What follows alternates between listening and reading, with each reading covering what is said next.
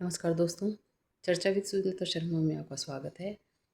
आज हम चर्चा कर रहे हैं उस विषय पर जिसे आज हम सब भारतवासी ही नहीं देख रहे हैं बल्कि पूरा विश्व उस पीढ़ी को देख रहा है जिसकी स्थापना या जिसके संस्कार शायद 15-20 साल पहले पढ़ने शुरू हो गए। सिर्फ पीढ़ियाँ नहीं बदली फ़ोन की, उसके साथ साथ हमारी जनरेशन में आने वाली वो चीज़ें भी दिन पर दिन बिगड़ते स्वरूप में अब सामने आने लग गई हैं, जिनके बीज 10-15 साल पहले पड़ गए थे। सिर्फ एक ही फ़ोन को हम नहीं जिम्मेदार मान सकते हैं। इसके पीछे प्रत्यक्ष में जो घट रहा है उसके पीछे तो कई कारण हैं, कई हाथ हैं, आप सब भी अच्छे से जानते हैं। गलती सिर्फ उनकी नहीं है, उस पीढ़ी की नहीं है जो सामने आकर बोल रही है। उसके साथ खड़े वो लोग भी उतने ज़्यादा गुनाहगार हैं जो उनको इसकी शय दे रहे हैं। ठीक है, भटकी हुई पीढ़ी है, संस्कारों से भटक रही है, जल्दी से ही अपने आप को शोहरत के मुकाम पर ले जाने के लिए शॉर्टकट अपना रही है।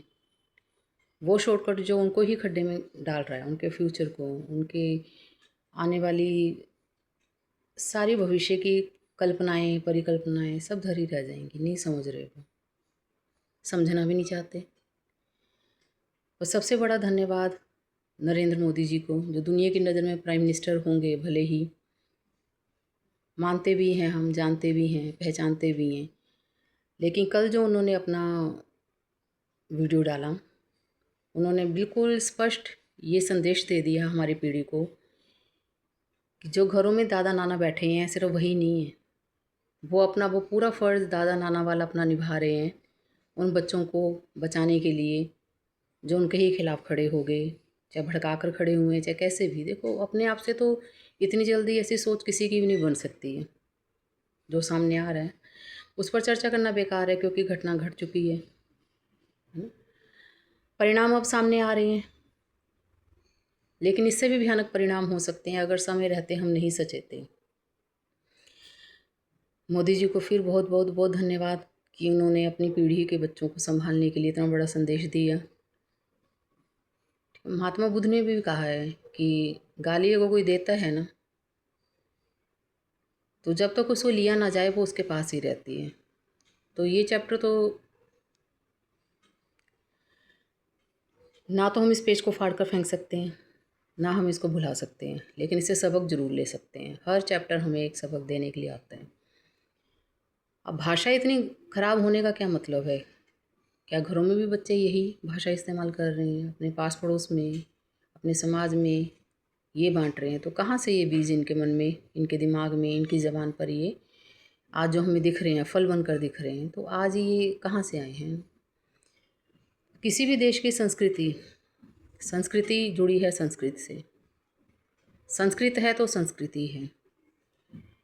अगर 2 साल 5 साल इन बच्चों को ही, जो आज इतने भयानक रूप में सामने आ रहे हैं, इनको संस्कृत भाषा से जोड़ दिया जाए।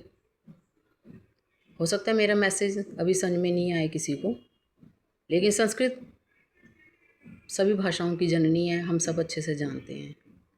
पूरे विश्व की सबसे प्राचीन भाषा में से संस्कृत मानी जाती है। जैसे तो हम अगर इसी भाषा से इन बच्चों को अवगत कराएं, जिन्होंने गलतियां कर दी, उनको स्पेशल सज़ा के तौर पर ही, चाहे 2 साल 5 साल इन लोगों को संस्कृत भाषा का, भगवद गीता का या फिर संस्कृत के वेदों का अध्ययन कराया जाए इनको, ये इनके लिए भले ही आज सज़ा लगेगी, लेकिन आने वाले समय में विश्व मंच पर जिन बच्चों को आज हथियार बनाकर अपनी हम लोगों के खिलाफ ही यूज़ किया जा रहा है, इन्हीं को विश्व मंच पर संस्कृत भाषा का ज्ञान दे करना एक ऐसा पूरे विश्व में एक हम जो है करारा जवाब दे सकते हैं। जब इन बच्चों को संस्कृत भाषा से अवगत कराकर इनकी भाषा पर नियंत्रण रखा जाएगा, और भाषा पर नियंत्रण बौद्धिक स्तर पर नियंत्रण रखेगा, आत्मिक स्तर पर नियंत्रण रखेगा। ये संस्कृत सिर्फ भाषा नहीं है,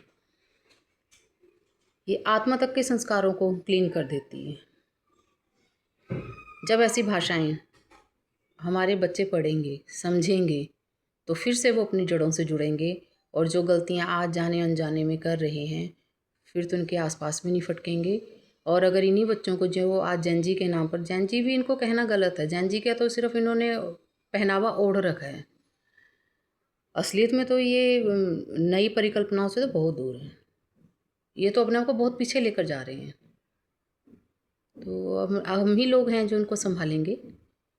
कैसे ये जो है मैसेज सब तक पहुंचेगा मैं नहीं जानती, लेकिन मेरे मन में ये विचार आया कि भाषा के जरिए जिस आज हमारी भारतीय पीढ़ी को बदनाम किया गया पूरे विश्व मंच पर, संस्कृत भाषा में 2 साल 5 साल अगर ये बच्चे निकाल देते हैं और इन पर रिसर्च के तौर पर ये काम किया जाए, तो विश्व मंच पर यही बच्चे संस्कृत भाषा में अपना एक अच्छा मैसेज जो है, एक अच्छा संदेश दुनिया को दे सकते हैं।